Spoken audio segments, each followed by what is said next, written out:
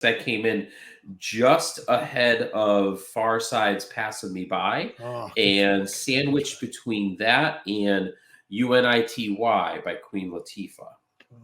Well, I'm not gonna. We don't need to get into it. I absolutely loathe that song, but loathe it. UNITY? I hate that song. That is a unity. No, I know what it spells.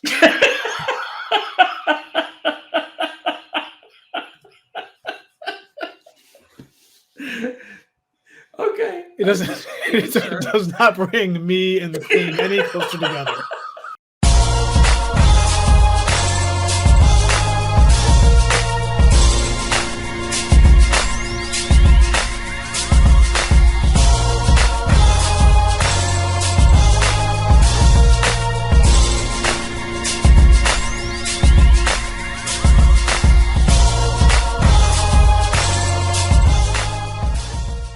And we are live.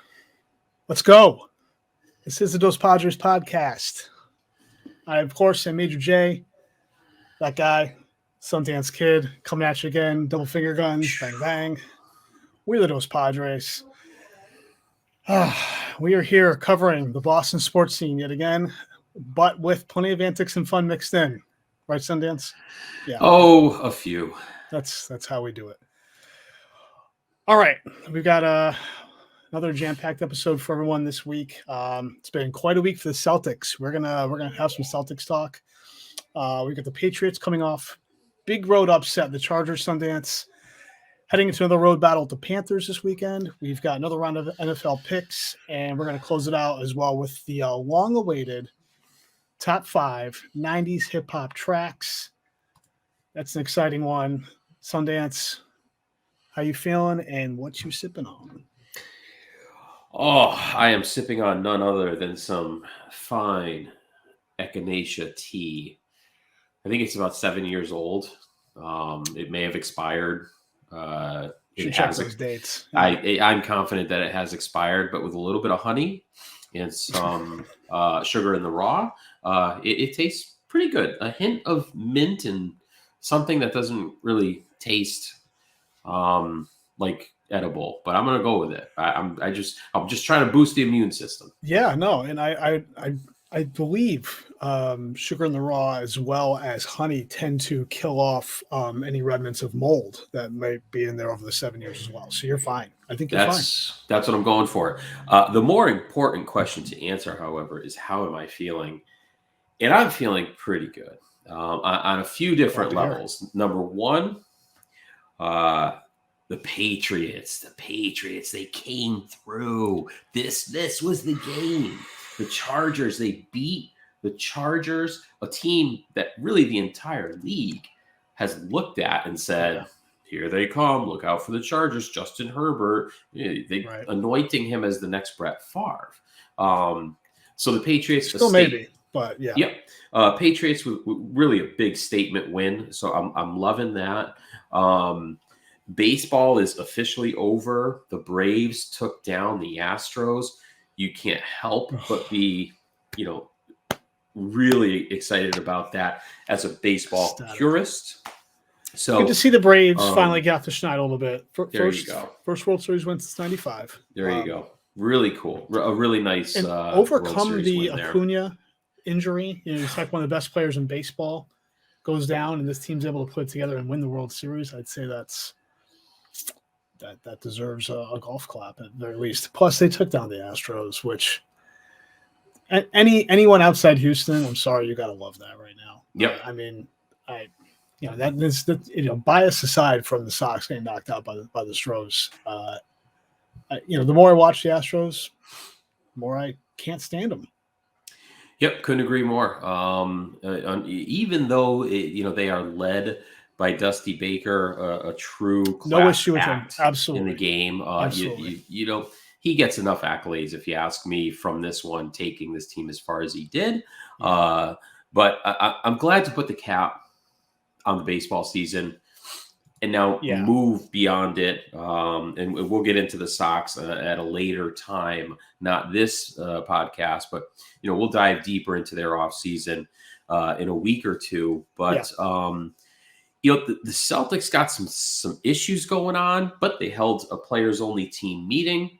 Those are always effective. Generally. Sometimes they aren't at all. Sometimes they aren't, depending on if you ask certain members of the media who may be clued in. Right. Yeah. But they're bouncing back. They're bouncing back, knock on wood. Well, no, it's a good lead-in. I think going into the winter months, we are going to be obviously focusing a lot more on Celtics coverage as we get deeper into that season and we peel off the Red Sox. So we'll actually go debut our inaugural Celtics Shootaround segment here to lead off the show. Love it. Yeah, like you said, we're coming off of quite an opening for the Celtics. They went ahead. They started. So at this point, they started the season 3-5. Yeah. Alarmingly, 0-3 at home for the first time in 75 years. Right. Not to be over dramatic, but that's something. We did also watch them at home on Monday night blow a overall 19-point lead, 14 points, I believe, going into the fourth quarter to Chicago. Not just to lose, but to lose handily, 128-114. So that's pretty nasty. Like you just mentioned, they did have the players only meeting, or Udoka was saying essentially it was a scheduled dinner, and they just had some players only time before the coaches showed up, whatever. And I think we can touch on this a little bit, is what that was really centered around was partially was Marcus Smart's comments after the game on Monday, essentially saying, and I don't think he was trying to be a jerk. I think it was just kind of a matter of fact that, all right, you know what? Everyone pretty much knows to key in on Tatum and Brown at this point because they're not giving up the ball. They're two elite scorers at this point, and they're going to make plays happen, and they're just not, they tend to be score first, and sometimes moving the ball around tends to escape them a bit, which is the truth. It's definitely the truth. If I'm being honest, I'm starting to worry a little bit about Jason Tatum in that regard. I was actually listening, right, Boston Sports Tonight with Felger and Holly. Felger made a good point. It was actually last night. And, whether it's true or not, I don't know. But he essentially said Tatum at this point is coming off like a typical NBA star, young NBA star who's really more concerned about his numbers and making All-Pro or All-NBA than he is about actually winning. And once he cares a little more about winning and pulls back, he needs to realize those accolades and everything will come with that. You need wins, titles, etc. That's when that stuff starts coming, not just because you put up numbers, but all he's seeing is he needs to hit his numbers to get those accolades and recognition. I don't know how true that is, but I can say that's the impression I get sometimes with him on the floor. What do you think? More so Tatum than Brown. I feel like I worry more about that right now with Tatum than I do Brown. But between the two of them, granted, your stars are going to try to score. You only get somewhere in the NBA with when you have stars. That's just how it is, and they're going to carry you from time to time. But there is something what Marcus Smart, of all people, is saying. So I don't know how you feel about that. Mike Felger is an institution around New England sports. Yeah. I mean that sincerely. Yes. I think Mike Felger is very spot on. His takes are typically accurate. I don't know how quote unquote hooked into the teams he is in terms of information and things like that. But what makes Felger so effective is he really hits the nail on the head for every fan around these New England teams. And he does it once again with the Celtics. So you would think that a professional athlete would make some pretty good money, establish him or herself, and then decide, okay, now I think I really want to win because I want to be remembered. Which we see a lot. We see a lot in all sports. Like the veteran players come back on and, either they take a lesser deal or they go somewhere to play because they really want that title. Absolutely. But you would think nearly all professional athletes understand that the truly great players perform and win. Right. The other guys are just kind of there. They're not forgotten about, but they are there, and you feel bad for them watching them on TV. So I'm talking about guys, and sometimes you don't feel bad for them, but I'm talking about guys like Frank Thomas. I'm talking about guys like Chris Carter. Guys that were wonderful players, huge numbers, but they never won it all. Right. Chris Carter's a great example, actually. How Jason Tatum has not gotten this message from the likes of Kevin Garnett, thank you, Paul Pierce, the incredible Bill Russell. Bill Russell's been brought in a couple times to talk to the young players and explain to them this is what the Celtics are about. I can only have one conclusion, and that is that Jason Tatum has been led astray by our good friend Kyrie Irving, who I'm confident has told him, you just take care of you. Now, I don't have this on any authority. I don't see their text messages. I don't really hang out with them. Are you saying you do not have a source in the office? Don't have a source in the office for this one. Sundance. So I'm deriving this from what I read, see, and hear. Jaylen Brown is not that kind of guy. Jaylen Brown is his own man. He's his own person. I think we've seen plenty of examples of that over the last year or two. It's absolutely very admirable. You love to see it. And so you have these two players playing it out in front of fans every other night. And it's really easy to get turned off by Jason Tatum and look at guys like Marcus Smart, Al Horford, Jaylen Brown, and say, I kind of want more of that. Yeah. As opposed to, I think that's what we're sort of used to, though.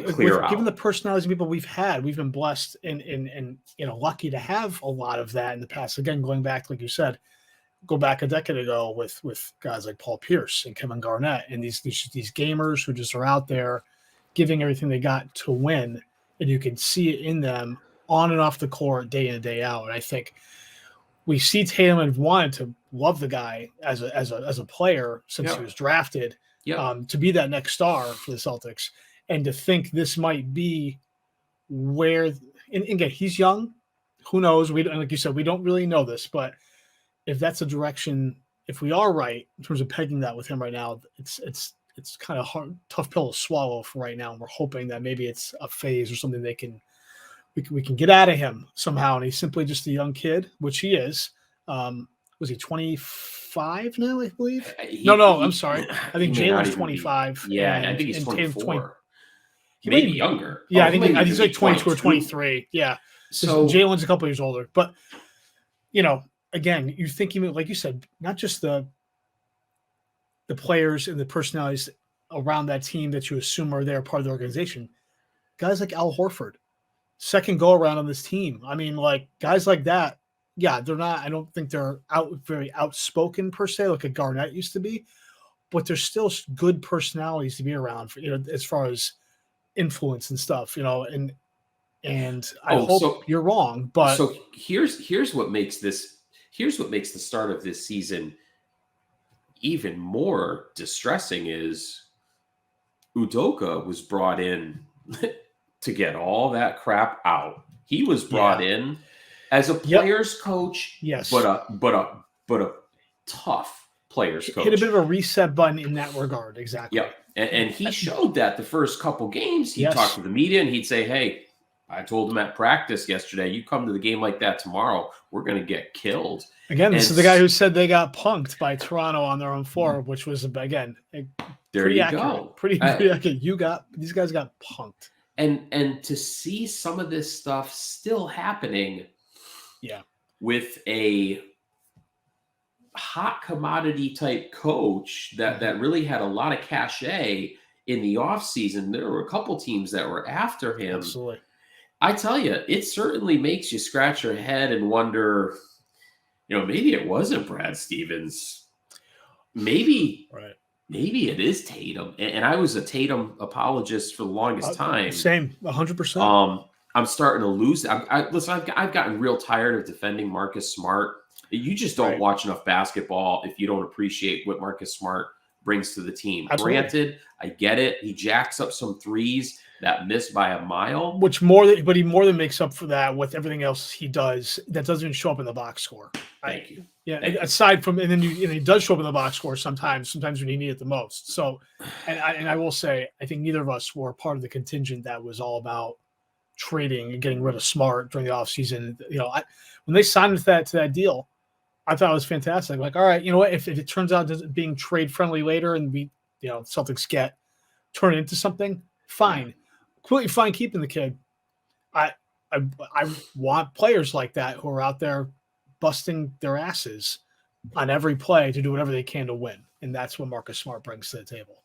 So we might be overreacting a little bit. Celtics had their players only meeting. They ended up beating Orlando in Orlando. Right. Good exactly. Good point. They're up tonight in Miami. Right. So they did come out of that. They did win in Orlando. Pretty handily. I think it was a 92-79 finish. Really, that was in the strength of a second half or third quarter, really, because the first half, they played Orlando back and forth. They came out of the half. I believe they outscored Orlando in the third quarter, 31-10. Yeah, and rode that to the win. They're up 22. They're up 22 right now. They're going to beat Miami. These are 6-1 Miami team. They're Miami 6-1. So this is a really strong win at this point. Yep. And they head off to Dallas on Saturday, I believe. Dallas is 5-3. So, if you're starting off a little road swing here with 2 wins, coming off of what looked like an awful week, okay, maybe it wasn't beneficial, as Wojnarowski said, but whether it made a difference or not, they came out and they've won potentially 2 games on the road here, so something's hopefully turning. It's not a full blown attitude change. If they can figure out, all right, this is how we can effectively play together and get past this nonsense, then you know what? So be it, because I think what we're seeing right now as well is indicative of what we tend to see in the NBA kind of period. If I'm being honest, I think this is I think you go to any team in the league and you're going to see stuff like this. I think it's just the way the league tends to be in terms of star players, attitudes, things like that. Again, with the younger faction. So we'll see. It's at least nice to see them potentially turning it around here. Like you said, 3 minutes to go in the fourth. Celtics are up 92-70. So you can pretty much bag that win. I do think, like you said earlier, though, I'm curious. We'll see over the next couple weeks, month, how things start to shake out this team in terms of that. Just in general, the rotation on the floor, how Udoka starts to come across in terms of managing these personalities and the rotation and stuff. I think a lot so early in the season for a lot of things, but I'm definitely curious to see how things evolve over the next month, say, as we get into the holidays, and kind of really getting heated up. Well, any last thoughts on the Celtics, Sundance, and we can move on. Yeah, no, I think you hit the nail on the head. It's too early to draw too many strong, conclusions. For me, you got to get past Thanksgiving, and then you can start to, pick up on it. All right. And as we've alluded to before, we will at times be touching on the Bruins. We don't have much to cover on the Bruins right now. Just a touch point on them. They've kind of had an up and down start. They're 4-3. In general, top lines are looking good, like you would expect, but they don't really get a lot of the bottom 6. Goaltending, as I've kind of alluded to before, has been inconsistent between Allmark and Swayman. All I can say right now is Tuukka, get well soon, and please decide you want to give it another season or 2 off your hip surgery. And we will be hopefully bringing in Dr. Geary sooner than later to cover some injury stuff, which would include some Tuukka Rask take, because I would definitely still want to get his take on, I believe, what was a hip labrum surgery on Tuca. So what that would look like for at his age. All right. Before we move on, Sundance, before we move on to the next segment, just a reminder to anyone watching us on YouTube right now, please like, subscribe, turn the notifications on so you never miss a show. We are on the road, Sundance, to 1 million subscribers before the end of the year, and we'd love for everyone to be a part of that journey. If you are listening to us on your favorite podcast provider, please rate and review. That said, we will go ahead and let's talk a little Patriots. We've got a lot to talk about with the Patriots. You touched on it earlier in the open. What a win in LA. I will say I was proven wrong. I thought they could make a game of it, but I did not see them going out and stopping that offense. Egg on my face. Mea culpa. I was wrong. But I'm glad to be wrong because that was a heck of a win. As much as it would have been nice to get that Dallas victory at home before going and getting that win in LA, and really proving to some extent that beatdown of the Jets wasn't just a Jets beatdown. It was potentially indicative of what this team is maybe starting to turn into. I don't know. Curious to know your thoughts. I think ultimately, they ran the ball well. They could have ran the ball even better if they wanted to. I'm surprised they didn't shove Harris even further down their throats, but he was effective, had some big plays called back. His numbers could have ended up even higher. I will say defense took care of Herbert and the receivers. I think part of it was simply just on Herbert, but anytime you go cross country and take down that offense, it's noteworthy. That was Herbert's second poor game in a row, his worst 2-game stretch since he started in the league being last year. But nonetheless, we'll take it. I was not overly impressed with Mac. Kind of up and down first half, was efficient in the second half, made the plays he needed to get, like we've seen kind of week to week with him. I'm still waiting to see, I don't want to say next level because maybe that's asking for too much too soon with him, but I'm curious if and when he can kick it up a notch when he needs to.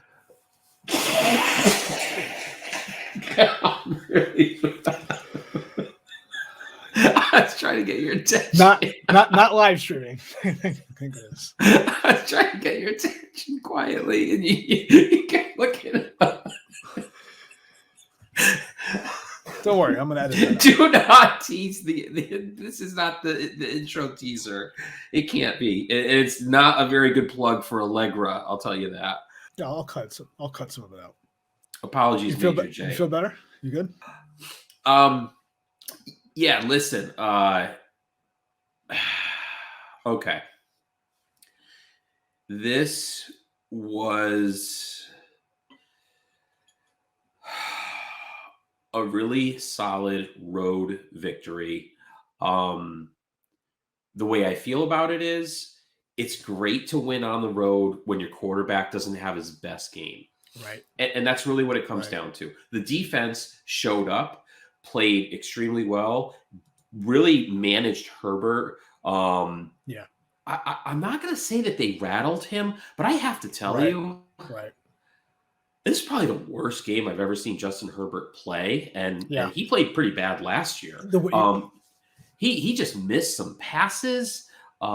He did not make the right read at times. I have to be honest with you. I kind of felt lucky at times. I was like, yeah, and that's what I was getting at before. Is I don't know how much of it was defensive scheme and we shut down the Patriots shut down Herbert as much as it was. Did he just not play well?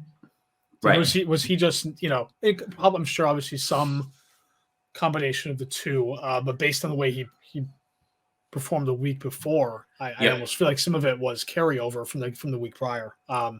Which, hey, whatever. That still need to make the plays. Still need to. So here's what this game does, right? So here's what this game does, and we've been talking about this leading up to this point. You beat the Chargers, you get back to 500, you're 4-4. A month ago, this looked like a brutal stretch, and basically put the Pats down for 0-5, 1-5 through this really meat grinder stretch. Right. But they beat the Chargers on the road, which was supposed to be a loss. Nobody thought they would do that a month ago. We're coming up on the Panthers. The Panthers a month ago looked like Super Bowl contenders. Right. Now they've come back down to earth, right? Absolutely. Then we have the Browns, who are a little bit of a dumpster fire, sprinkle in a little bit of injury powder with, Odell Beckham Odell Beckham, who at this point they're saying from all reports now is that he's probably played his last game in a Browns. Yeah, he's probably going to get released at this point. Yeah. But I didn't even mean Odell Beckham. I meant Baker Mayfield. Shoulder. Landry. Yeah. So my point is the Browns looked great a month ago. They don't look so tough now. Right. The Falcons 3-4, can't take them lightly. That's going to be a tough game. It's on the road. It's a winnable game. But it's a winnable game. Right. The Titans. Old friend Cordero Patterson. Cordero Patterson. We're probably going to get a good dose of Cordero. Let's hope we can contain him. I digress. Then we have the Titans. The Titans are a good football team. They don't have Derrick Henry anymore. Right. They lost him for the season. That's the whole team's almost entire identity. And then on December 6th, you have the Buffalo Bills. So I'm not saying the Patriots are going to be 8-4 when they play Buffalo. 7-5 seems pretty realistic. 7-5 seems pretty realistic.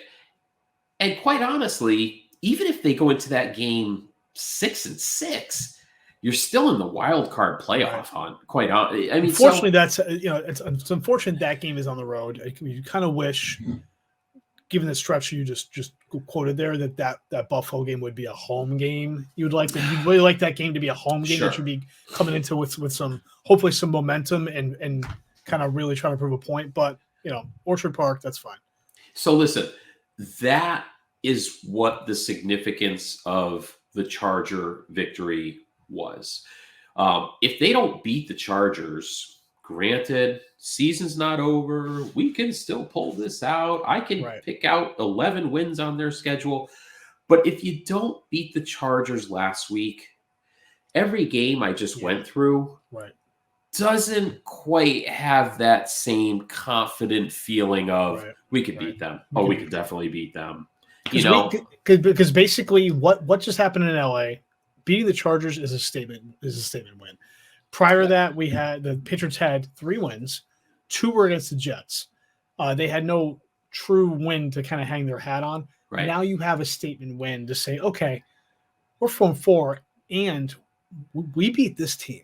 So now you need to at least take us a little seriously and not just poo-poo us that we beat up on bad teams. Houston and the Jets twice. And they're doing it on the road. And that is always the sign of a very good team. Yes. Now, granted, the sign of a very good team is also taking care of business at home. You would hope that the Patriots can kind of turn that around a little bit. That should happen. So we'll see. It's getting really interesting. Coming up this week, Carolina. This is like a mini trap game. Right. I'm a little concerned about this one. We should win this game. What do you know? What is the status of the running back, McCaffrey? Christian McCaffrey? So McCaffrey, as of right now, I'm going to tell you, I was going to get to this. So I don't expect him to play. Ooh. He has been designated to return from IR. He has, quote, practiced, so air quote, practiced the last 2 days.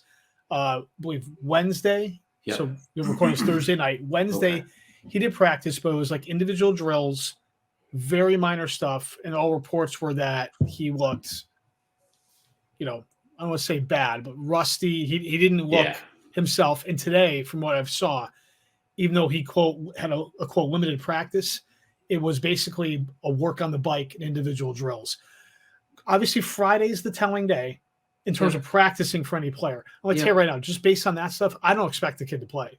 I expect him to hold him out one more week, get him ready, get full practices through a week, bring him back the following week. I mean, I could be wrong because obviously they need him, but and as you stated, he's a key. I'm not expecting him to play. In the entire team, the entire offense, obviously for good reason, is built around Christian McCaffrey, one of the, if not the best player in the league. Right. You take him away, you're now at Chuba Hubbard, who's their draft pick this year out of Oklahoma State, who's done as well as he could for a rookie. Sure. Sam Darnold started off the year playing pretty well. I think we're going to get to him really early and really quickly. He may not play at this point. So he is not only is he playing awful, he has a shoulder injury and he's coming off a concussion. And there's no guarantee he plays either. So we may be looking at PJ Walker, who is their backup, who they signed out of the XFL before it went defunct last year, who was at the time the unofficial, probably going to be anointed league MVP with the Houston Rough Riders. But the Carolina kind of took a flyer with him. He's their backup. I mean, Bill should have plenty of fun with him if it ends up being him. I mean, at this point, I think whoever's a quarterback is going to be a problem. You have no McCaffrey. I personally think this is, and we've talked about this before, how Bill likes to take the one biggest threat out. Yeah. I think in this case, it might be DJ Moore, who's the number one receiver. They may not even need to, quote, take him out. They may just say J.C. Jackson. As long as they have J.C. Jackson on him, that might be enough when you combine that with terrible quarterback play to just say, yeah, we'll play you guys straight up. Make sure you don't beat us in any one specific area. And, I mean, I agree this could be a trap game, again, because it's on the road, never take anything for granted. But this sets up potentially to be another win if things fall the right way. If McCaffrey does not come off IR and isn't activated in time isn't activated by Saturday to play Sunday, and then really whoever's that quarterback. But I mean, if you throw the rookie out there, even more so. At least Darnold has some experience seeing the pass defense with his time with New York. PJ Walker. I tell you, I'd rather Darnold. I think there's no wrong answer as far as who the Patriots would want at quarterback, because of how poorly Darnold's playing, and at this point he's injured too. The team might actually, I wouldn't be surprised if the team uses it as an excuse, but says, okay, he's beat up. Let's not force the issue. Him. He could use a week off mentally as well, and just let walk. The thing with PJ Walker is he does add an element that Darnold doesn't in terms of he's a mobile quarterback. Yeah, I don't want that. But, again, you go back to the old adage of Bill Belichick against rookie quarterbacks. Historically, he knows how to take them out. So, I think the lack of, all things considered at this point with the team kind of, these are two teams going in opposite directions. Pat's escalating up 4-4, hopefully a rocket ship. We'll see. Carolina falling on hard times. They're beat up. The one equalizer here with Carolina at home is their defense and their pass rush. Their pass rush gets off the block hard, fast. Hey now. Yeah, they're going to have to, again, it's going to go back to, and we talked about this as well, the issues with the O-line, which seems like it's coming together at the right time, but it's going to need to, especially in this game, because those guys coming off the edge don't quit. You got Brian Burns, Hassan Reddick, and some other guys. They're decent on the back end. You can throw on them, but they have some good safeties. Jeremy Chin is an emerging star. So, Gilmore, I read today, is only expected to play on third absolutely down. They think he's going to be a full complement of snaps. So, I mean, the question is, how does that look? Old friend Stephon Gilmore, I'm sure he has no incentive to want to play well in this game whatsoever. I mean, maybe we'll get lucky and they'll put Gilmore, they'll put him solely to shadow N'Keal Harry. I don't know. Hey, let's hit the pause button right there. I will give credit where credit is due. I think you know me well enough to say that I can certainly take a step back and admit fault when there has been some. N'Keal Harry had a decent game last week. I don't know that he had more than 3 or 4 catches, but N'Keal Harry had a couple of important catches last week.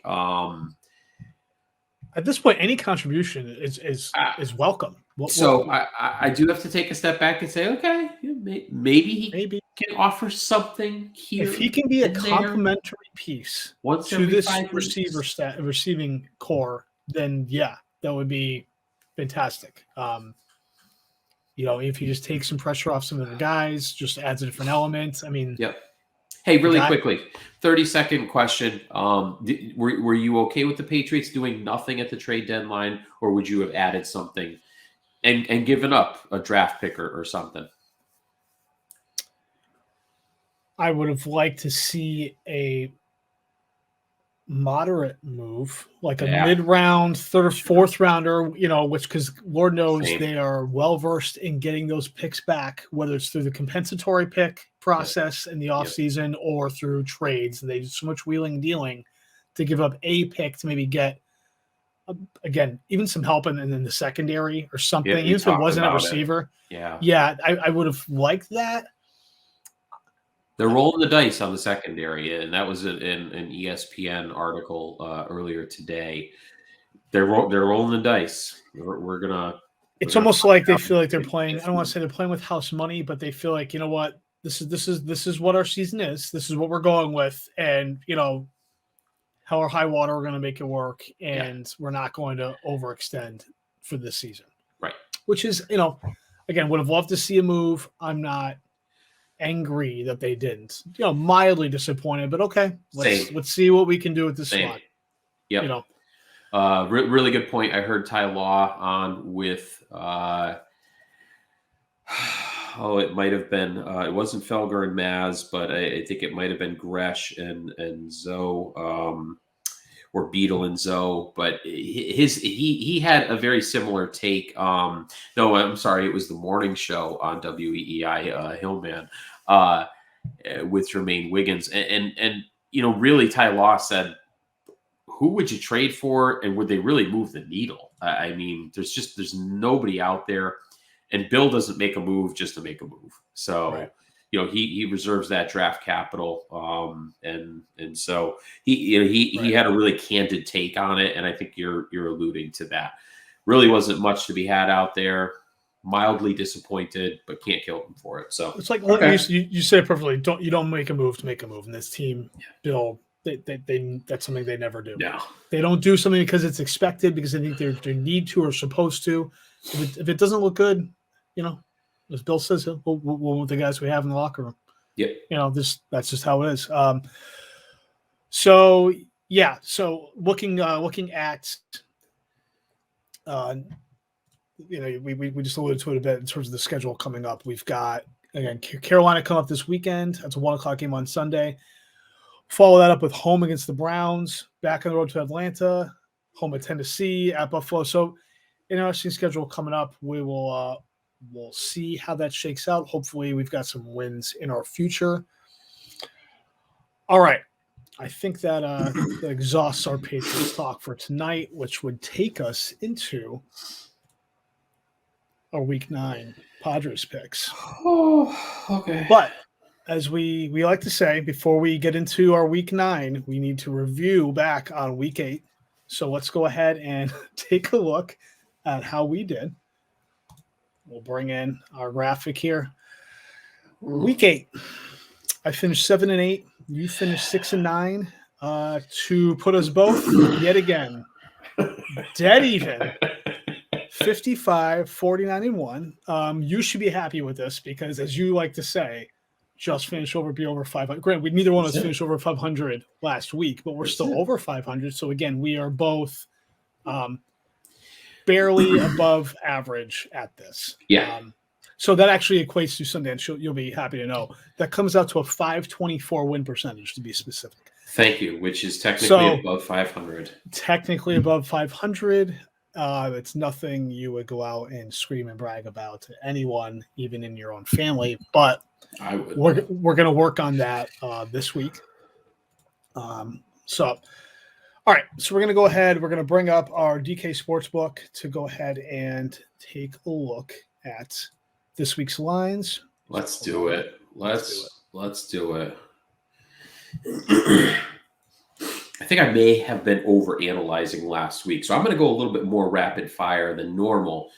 You're good to give us your solid analysis in depth as you may.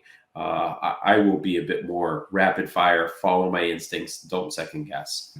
And to anyone out there wondering who's all of a sudden freaking out because where's the fantasy segment? Where's the fantasy five?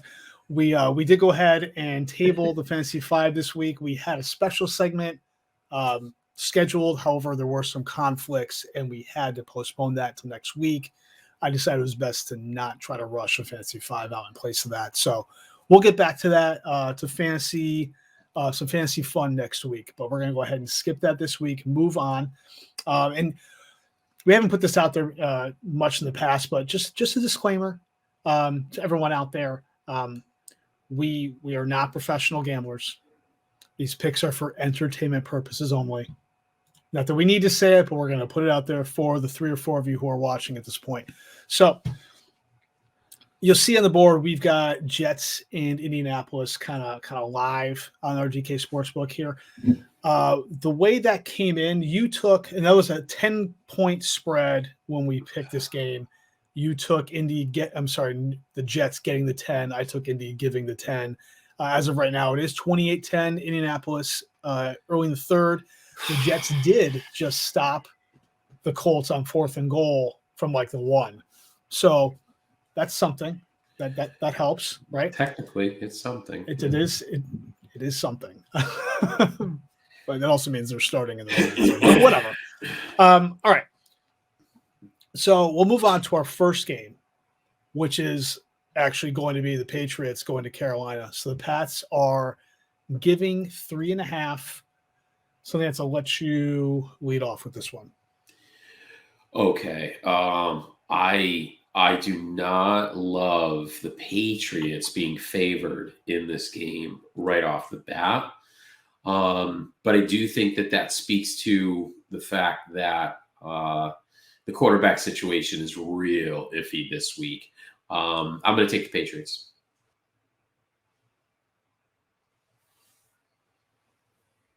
Did you mute yourself?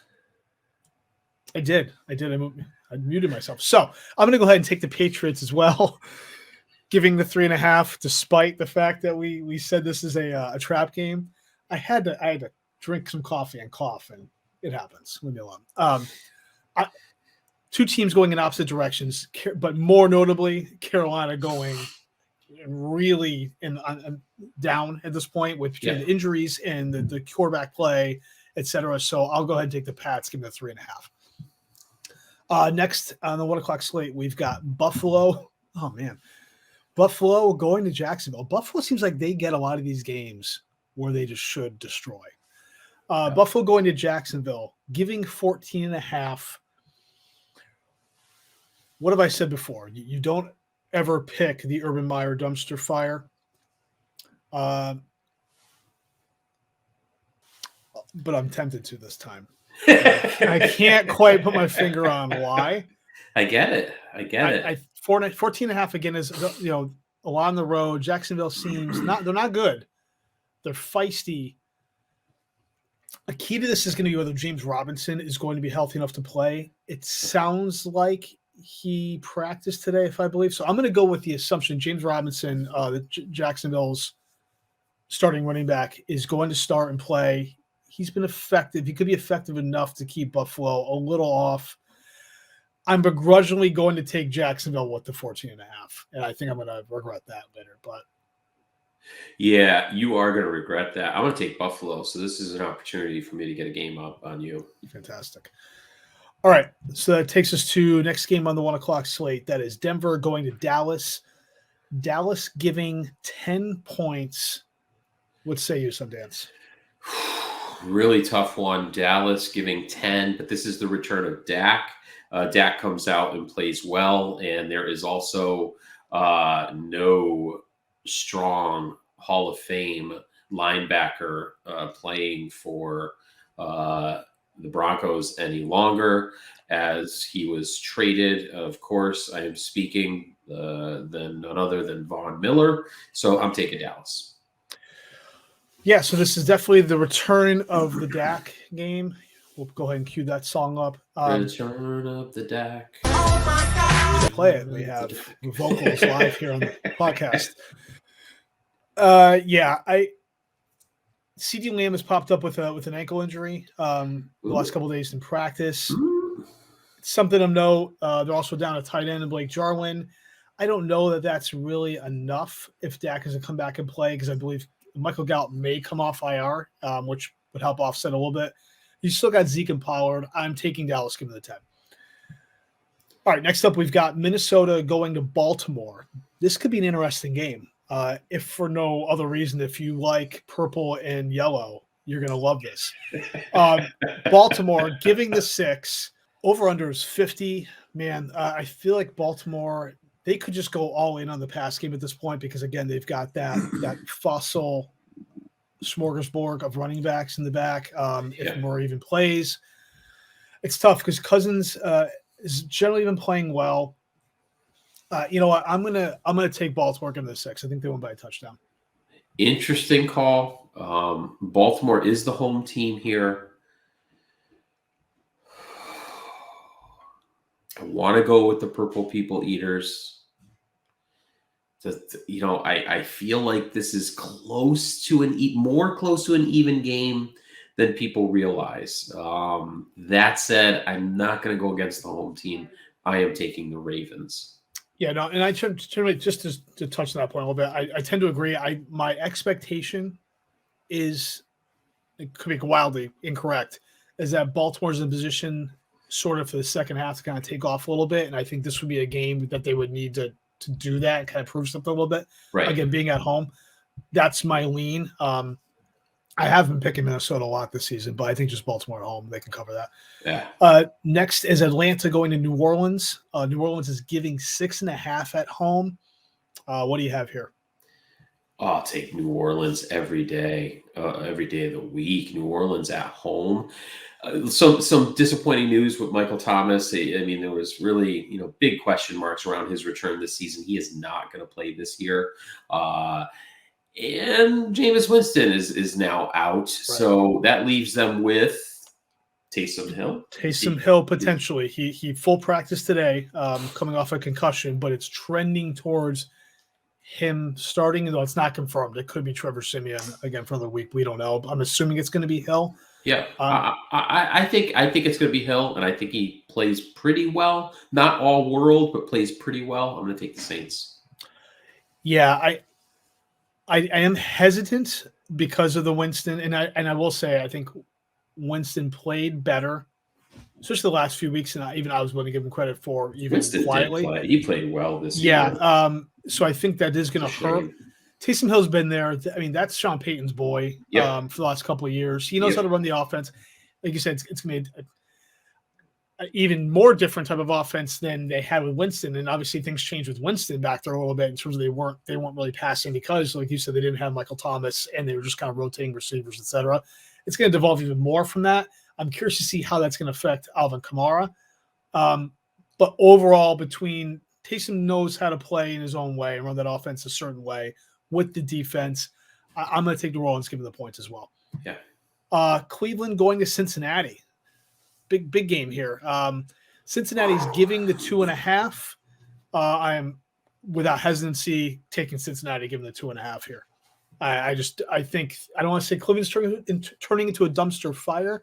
Enough issues there at this point between the injuries, and I feel like the only thing you can count on right now is Nick Chubb in that backfield to try to control the clock, and Nick Chubb is fantastic.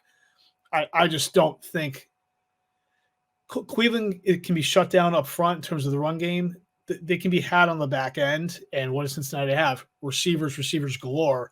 I think Burrow and those receivers just pick apart Cleveland, and they can win this by double digits. So I'm taking Cincy. This kind of tough game, in my estimation. Am I correct? Both teams lost last week? I got to double check that. I believe that's correct. Cincinnati was upset, and Cleveland lost, even though Myles Garrett had a pretty good game. So the home team here is Cincinnati, correct? Yes. I'll take Cincinnati. Okay. All right, so that leads us into the next game, which is Vegas. Las Vegas traveling cross country again to take on the Giants. Vegas giving 3.5. What do you think? Vegas. Oh my goodness. Real speculation, coming out now about Joe Judge and, what does he's, if you ask me, you didn't, but if you do, he's on the hot seat. And I didn't think it was going to start this early. Here's a thought, just to cut you off though. Let me ask you this. Do you think Joe Judge is on the hot seat? Thank you for asking. Oh. It is my firm belief, speaking to my sources, within the office. Yes. He in the office. That's right. It is my firm belief that he is, in fact, on the hot seat from what my people tell me. That reaches the highest levels of ownership throughout the general manager, down to the security in the parking lot at MetLife Stadium. That's widespread. So we're not going to pick the Giants ever again this year, and we are absolutely going to take Vegas. Making a note of that for the next 8 to 10 shows. And I will say, just a quick tangent here, something we can maybe talk about in a future podcast is former Patriot assistants generally struggling when given an opportunity to take over a team. The Belichick coaching tree. The coaching tree. I think we need to have a closer examination of that as a topic at some point down the road. So put a pin in that. I'm with you as well. The Giants at this point still just really beat up. No Saquon, who's now on the COVID list, coming and also still has the ankle. You've got Sterling Shepard missing this game. We don't know what's going on with Kenny Galladay. It could be Evan Ingram, Kadarius Toney, of Fantasy 5 fame, and rotating Dante Pettis and John Ross and some other guys and Devontae Booker. Why is the spread so low? Road game. Vegas on the road. Shocking. They just lost. We didn't touch on it, and we don't need to. They just lost their potentially, in theory, number one outside receiver into a tragic incident. Henry Ruggs. Yeah. You got West Coast coming East Coast. I think that tends to factor in the line a lot. So, but I'm going to take the Raiders. I think this game could be closer than we're allowing for the Giants. Yep. But with all the injuries, I don't know if I'm not sure they can keep this close. So, agreed. Raiders given 3.5. Takes us into Houston. Texans going to Miami, take on the Dolphins. Dolphins are giving 5.5. I am going to, just based on my gut feel, I'm taking Houston getting the points, and I don't know why. I'm going against all of my credos from this season so far. I feel like this is more a knock on Miami than it is a compliment to Houston, but Houston is getting Tyrod Taylor back. The team did look overall, not just marginally, like markedly better early in the season before Tyrod hurt his hammy. So combine that with some issues with Miami, I'm going to go ahead and take the points with Houston. Shame on you for going against your credos. I am not taking Houston. I have made that mistake before, and they let you down every single time. I am going to go with Mr. Brian Flores and the Miami Dolphins. All right, so that ends the 1 o'clock slate. So that takes us into the 4 o'clock afternoon slate. First up, we have the Chargers coming off back-to-back losses, traveling to the East Coast, take on Philly. Chargers are still giving 2 in this instance, which is interesting. Curious what you think about that one. I actually am going to take the Chargers. They will bounce back. The Chargers are a very good team. They'll get right. This is one of those games that looks a little too easy to say, oh, geez, flying across the country, back-to-back losses. Doesn't matter. Good teams bounce back at some point, and I expect the Chargers to do that. I will take the Chargers here. Yeah, and I think a lot of it, too, is you have Philly, who just came off of an absolute drubbing of Detroit on the road last week. They controlled that game early and just ran the ball down Detroit's throats. But as we know, we've talked about this previously, how a huge win like that over Detroit, at this point, how indicative is that of who Philly really is, as opposed to just how bad is Detroit? I think we both were pulling for Detroit at some point to kind of come around, and then Kibble has them playing. And at this point, I'm throwing in the towel on Detroit. I think they'll win a game. I'll be damned if I pick it correctly at this point, because I thought last week was it. So you will be damned. You will be damned. I already am. I'm taking. They will win a game this season. They will win a game. I bet you they win their last 3, and I don't care if it's against Green Bay, Tampa, and throw anybody else in there, as long as it's not the Patriots. All right, so we have you down. Sidebar: we have you down for the season now to no longer picking the Giants at all the rest of the year against the spread, and Detroit to win their final 3 games. Yeah. And you're going in blind with that, not even knowing the schedule. I love it. Correct. We should put that on the board for an actual wager. So back to this. I'm also going to take the Chargers. I don't see them dropping 3 games in a row. I think that line's close, just based on what we've seen the last 2 weeks. It's not going to happen a third week. Chargers -2. I got it. All right. Takes us into Green Bay. That's right. The Rogers Bowl. What would have been the Rogers Bowl. Green Bay going to Kansas City. Kansas City, this line went from a pick 'em originally to now Kansas City giving 7.5 now that Rodgers is not eligible to play this game due to COVID protocols. And for simply what happened? Aaron Rodgers he's vaccinated. No, he's immunized. He's immunized, which he led us to believe was the same thing. But he doesn't wear a mask on the sidelines. Yeah, we can have a whole discussion about that. I think it's funny how the league only now decides they're going to publicly tell us that they're going to investigate Green Bay's practices and enforcement of COVID protocols when they've known he's been on his own. He's been unvaccinated and, using his own homeopathic nonsense, supposedly all along since the beginning of the year. And they've done nothing knowing he's there without a mask on. Up until now, now the public knows we have to do something.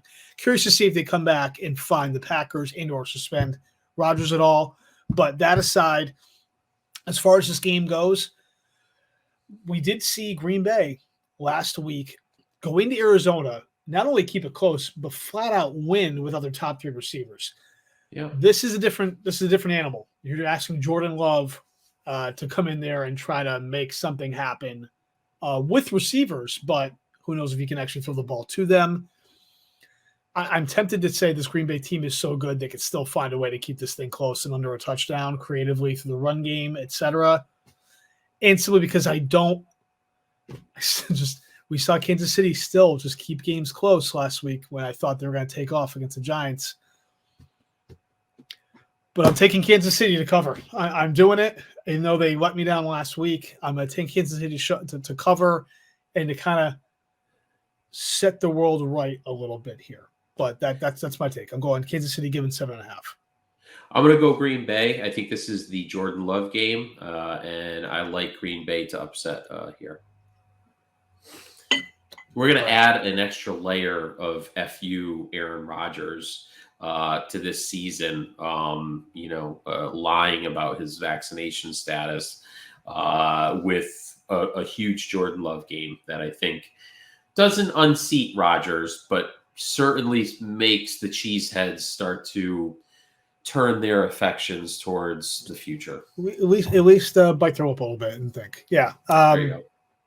Yeah, that could be interesting. So, all right, the next game, last game on that 4:00 slate, we've got Arizona going to San Francisco. It's a bit of a rematch here. This was a low-scoring game first time around with Trey Lance having started for San Fran with Garoppolo injured. San Fran at home giving two. Yeah, Arizona. I'll take the Cardinals right out of the gate. I like the Cardinals. I like their coach. Their quarterback's phenomenal. They'll bounce back off that bad loss to Green Bay. I'll take the Cardinals. Yeah, I'm going to take the Cardinals as well. All signs point to Murray actually playing, coming off that ankle injury. I don't think it qualifies as a upset special, so we're going to have to get our upset specials in because I don't believe I'm taking either of the next two teams that I'm going to be picking as an upset special. Well, I took Detroit to win their last three. That's my upset special.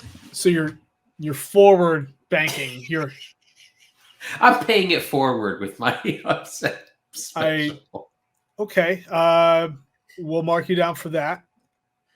I don't think it helps if I don't have an upset special at this point, given the lines here.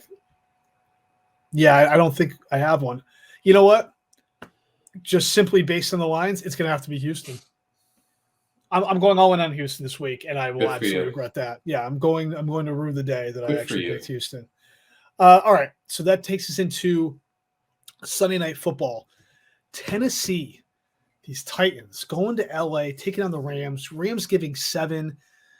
Man, this Tennessee team has we touched on it earlier a little bit, has been surprising in terms of the way they've played really good teams, especially the back-to-back wins at home against Buffalo and Kansas City. Yep. But as you also said, they no longer have Derrick Henry, and that is a pretty big deal. I know they might move a little bit more towards the pass game now with having A.J. Brown, who looks like he's backed himself, all-world receiver. Coolio looks like he's potentially going to play this week, coming off the hammy. They brought in Adrian Peterson, Yawn. They had Jeremy McNichols already in-house, who will probably split some time there. Signed Dante Foreman. Yep. Try to get away with the committee. I think everyone knows they're not going to be able to get away with replicating Derrick Henry's production. No one expects that to happen with this cavalcade of running backs that they're going to cycle in. I think it's going to be even worse than that. This team's going to end up just really having to throw the ball, and I think that's going to play into the Rams' hands and become one-dimensional. I'm going to take the Rams, give it a 7. Geez, this is a tough one.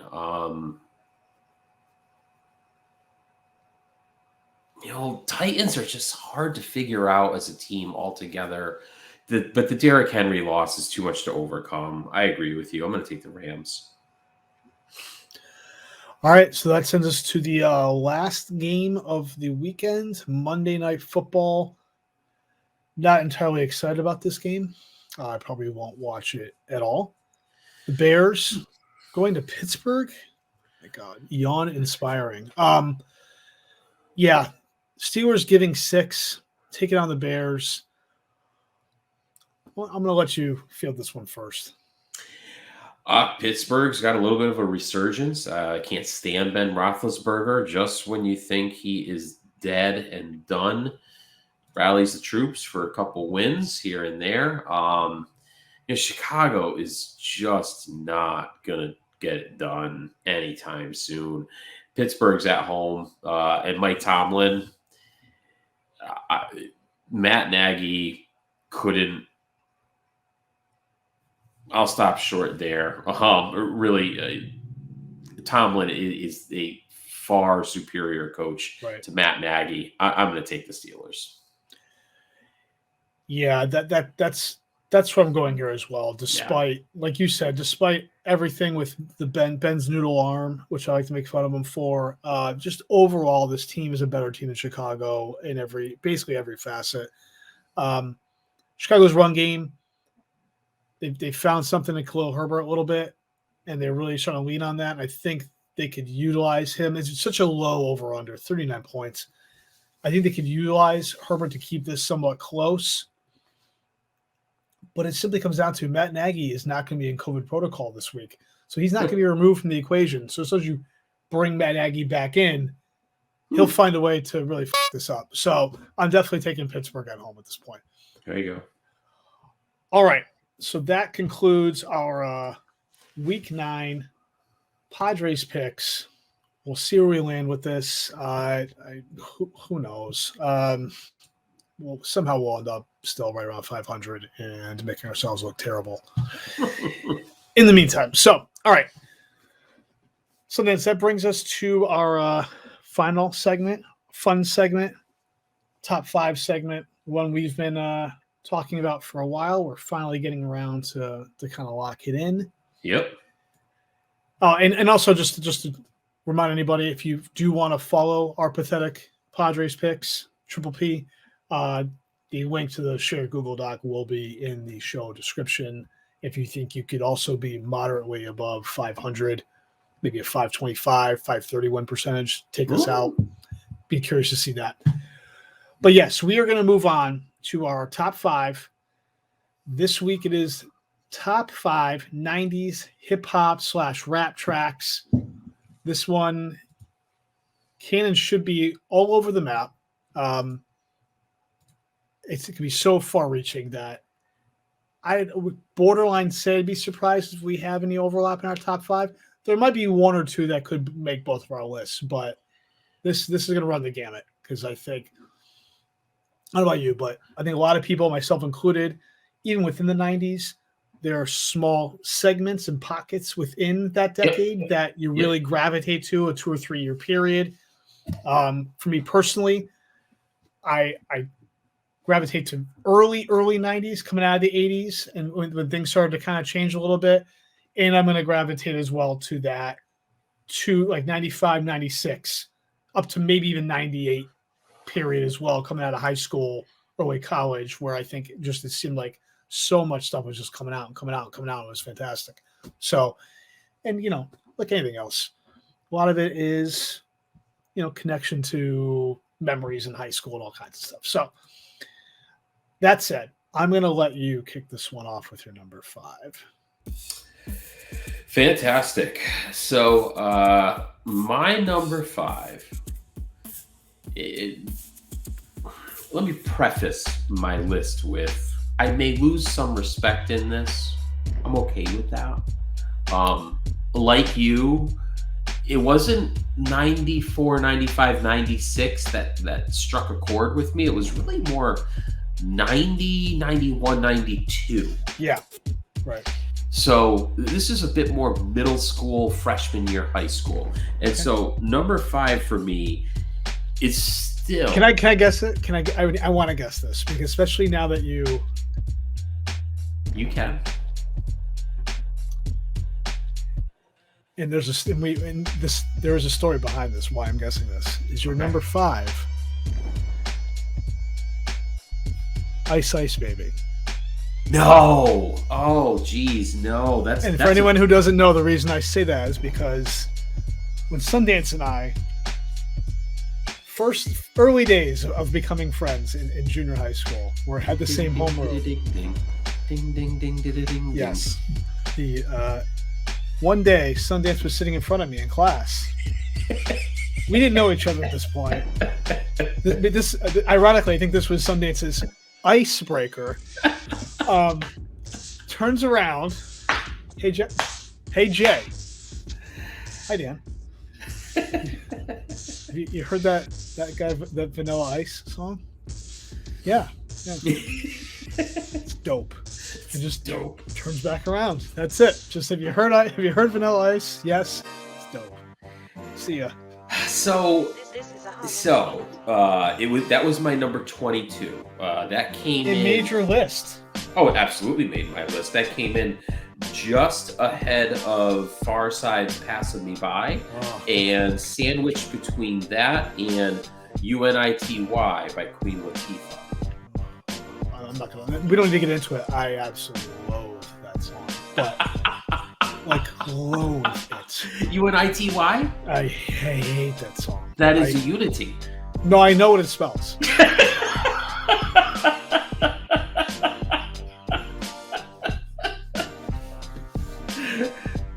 Okay. It does not bring me and the Queen any closer together. All right. That song was not for me. Back to my number 5. So I'm happy to kick this off. I am happy to be lambasted. I am happy to be torched for this. That's fine. I don't care. But when I stepped into the batter's box as a 7th grader, MC Hammer, You Can't Touch This, was absolutely... Listen, hold on. Was this a song that reached the top of the charts? I'll ask you that. Did this song reach the top of the charts? Music hits me so hard, makes me want to say, Oh, finish it. You. My number 5. I don't care. You can say whatever you want. He just did it. MC Hammer. MC Hammer was a phenomenal. Great video. It was a great video. A lot of great cameos in the video. A phenomenal dancer. Good friends with Deion Sanders. He was too legit to quit. My number 5, and I don't care. It's an iconic song. And it's MC Hammer. You can't touch this, and you can't touch that.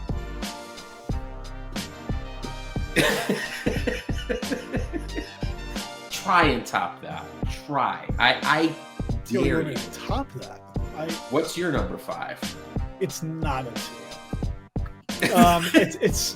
Where did that come in your top? Where did it come in on your list?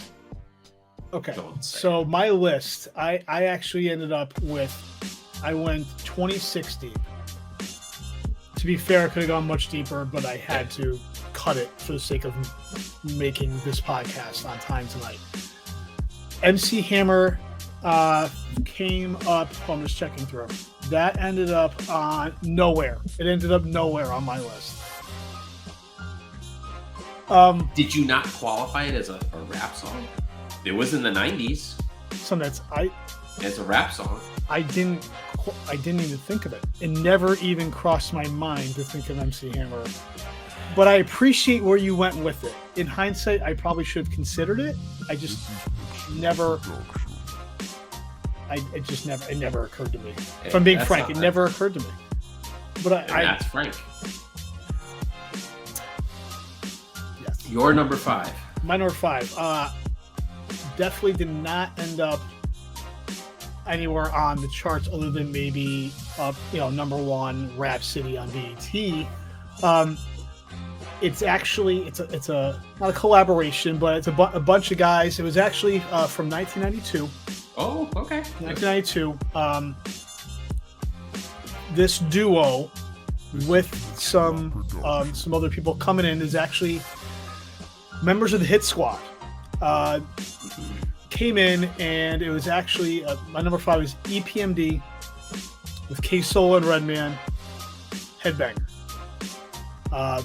Not one that's all that popular outside of pretty hardcore hip-hop rap fans in the early 90s. It did not make any charts like MC Hammer in that manner, but to me, it's the gritty, grimy beat.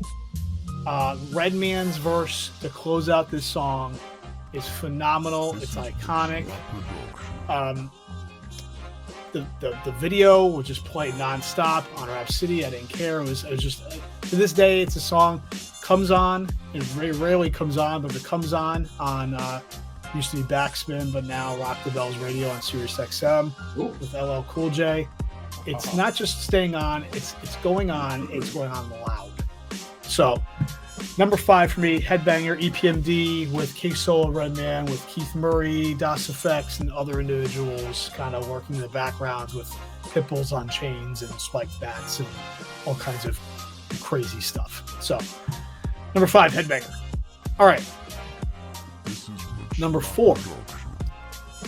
This one, I think you will be a little more okay. I won't say okay with, but I think you're going to get this one. This one, 1996. This is one that does bring me back to senior year. That 6-month period, kind of like the second half of senior year, going into prom season, into the summer. This was kind of an anthem, if you will. Featured, it was off of Nas's second album. It was written.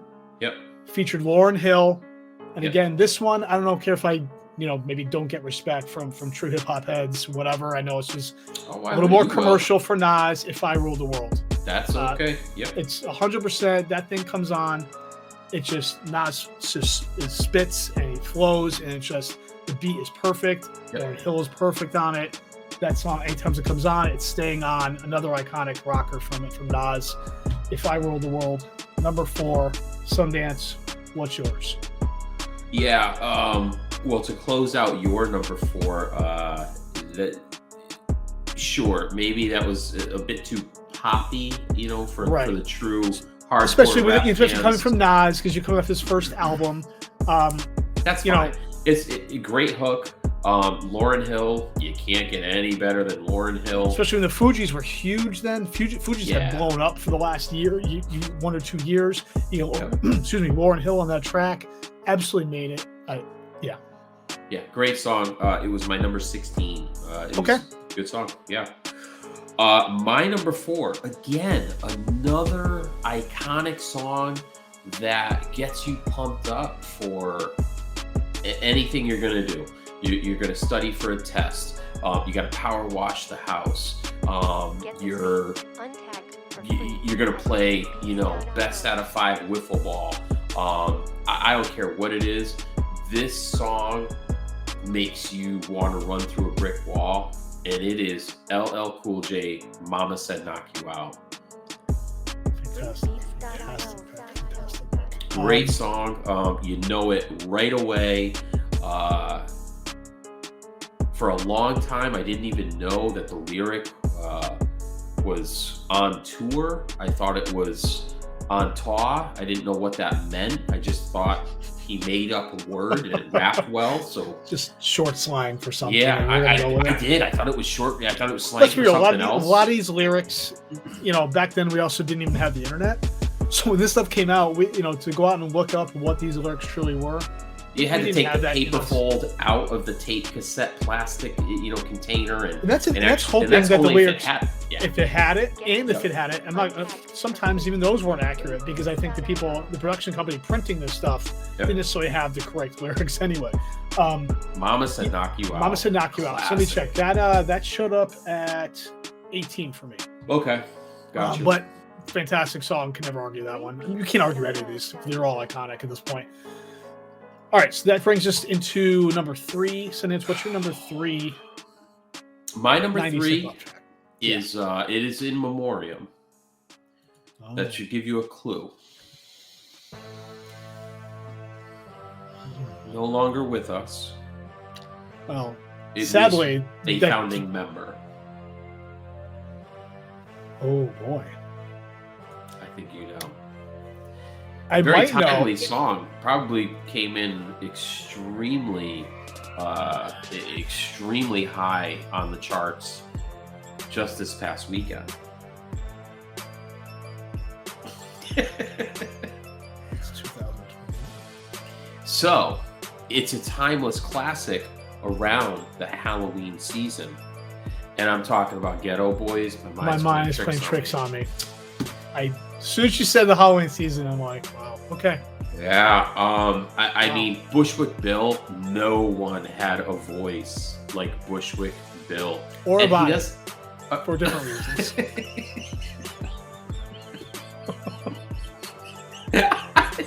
I still see the music video of him trucking it across someone's lawn. It's fantastic. You can't hide that. Yeah. You can't hide that. It's an iconic song. It brings me right back to 8th grade at Kylie Middle School in Springfield, Massachusetts. Ghetto Boys, my mind's playing tricks on me. Okay, so my number 3, which for a short period there, I thought maybe we were going to have the same one when you mentioned In Memoriam. So mine as well, my number 3 is somewhat in memoriam, as one of the founding members also passed away within the last 3 years, I believe. This song, again, is another one. As soon as you hear the little chimes leading in to start it off, you immediately say, I know what that is. Everyone knows what this song is. It's going on. It's an absolute classic. It is off of their second album, Midnight Marauders. It is Tribe Called Quest with a little help from De La Soul, Award Tour. Award Tour. Ooh, interesting. Okay. They are amazing on that track. Yeah, I don't know. There's only so much you can say about it, but to me, that's an absolute classic. A few Tribe tracks I could have got on this, but in the end, I always go back to Award Tour because it's just nothing tops that one for me. It's just top to bottom. It just flows. It just flows. And to me, Midnight Marauders in itself is one of the more iconic albums of all time. So that's one you could play front to back, nonstop on repeat for 3 days, and you're fine with it because every track on that is amazing. So I had Scenario at number 12. I'm glad you said it because I had Scenario ended up coming in at 18 for me. Great band, great rap group. Yep. Awesome. I mean, Phife Dawg, Q-Tip, the other guy. Ali Shaheed Muhammad. That guy. They're who never really talked to Rob. He just was always there, kind of lurking. But yeah. All right. So award tour number 3. So that's going to take us into our top 2s. So here we go. Yeah, these are going to be. Again, these were hard, and I can tell you right now, if you asked me to reorder these again tomorrow, you'd probably get a different order. Totally different top 5. Yeah. Number 2 for me, from 1997.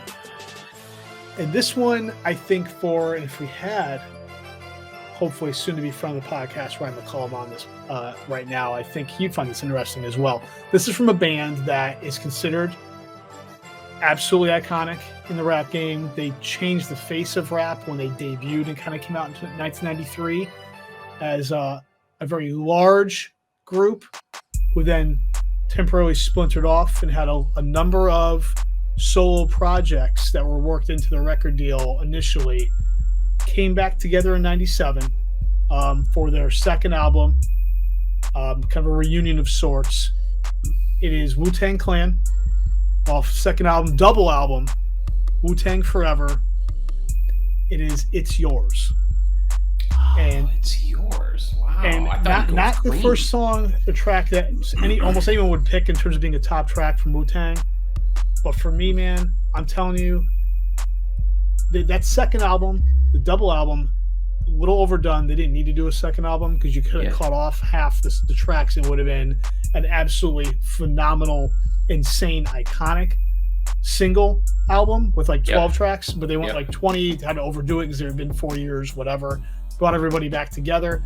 Yep. But I'm telling you right now, you start It's Yours, that beat just absolutely smacks you in the face. It smacks you and smacks you. The way these guys spit over that thing is crazy. It's one of my favorite verses of all time from Inspect the Deck. You listen to them flow.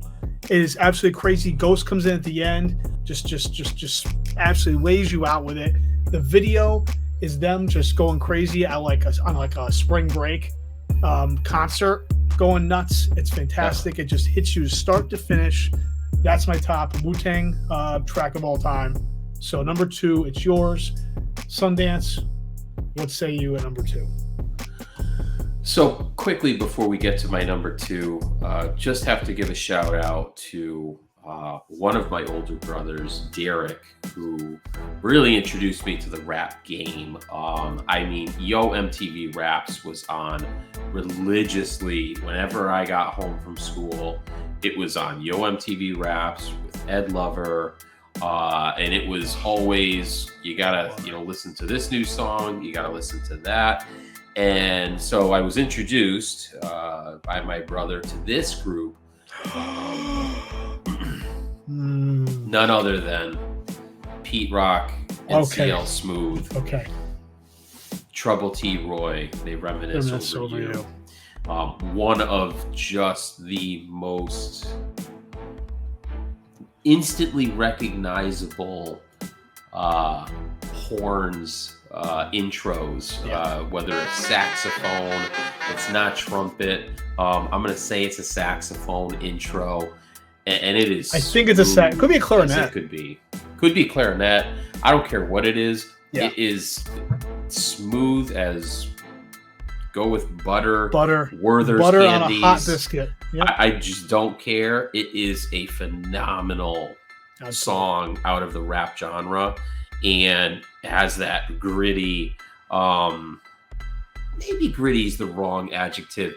It has that authentic message of what life was like growing up across the tracks. Right. So that's it for me for my number 2. Pete Rock and CL Smooth, they reminisce over you. Yeah, phenomenal track. That one definitely brings me back to driving around in the hatchback and swapping cassettes off the dashboard into the tape deck. Yeah. For God knows how long that tape played, to the point where it was almost popping out of the cassette player and needed to be rewound. Yeah, that actually ended up at 6 for me. That was one. That was a tough one. That was a tough one to get out of the 5. Not that I didn't do it on purpose, but that was.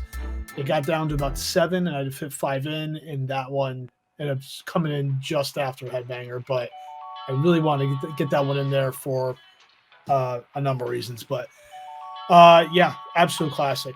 Love it. So that takes us to our number 1s. This is going to be fun. This is going to be a number fun. This is going to be fun. Sundance, what's your number 1 all-time top 90 hip-hop track? It's a song that you're going to hear probably in a lot of clubs. You're going to hear it at some parties. You perchance may even hear it at some weddings. It is a song that gets the juices flowing. I'm going to guess this before. The blood pumping. I know it. I already know it. I already know what it is. The number 1 rap song out of the 90s. Say it. Come with it. It's Jump Around by House of Pain. Not my guess.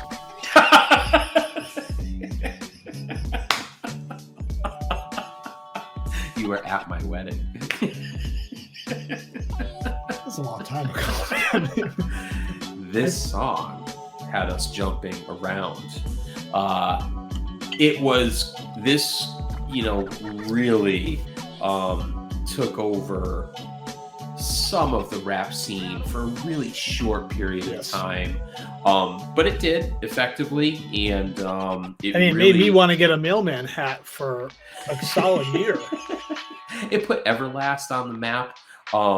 It kind of reintroduced the Wahlbergs to pop culture in a very subtle way, as if to say, they had the Boston element to it. Yeah, there you go. Irish, and at that time, New Kids on the Block were the furthest thing that you didn't want to be associated with New Kids on the Block.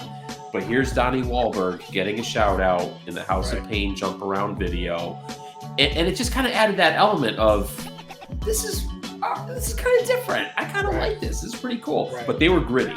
They were gritty. It was definitely something different that we had not seen. We're not expecting. And a bunch of Irish guys coming from the Boston and coming with that kind of a hard take and rapping, and really, it was just like, okay. It took a while to try to take it seriously, but once you did, it was like, okay, yeah, this is not going away. Jump Around. Okay, so my guess was actually, it's actually something similar. So I don't think it was that off base. It was third base, Pop Goes the Weasel.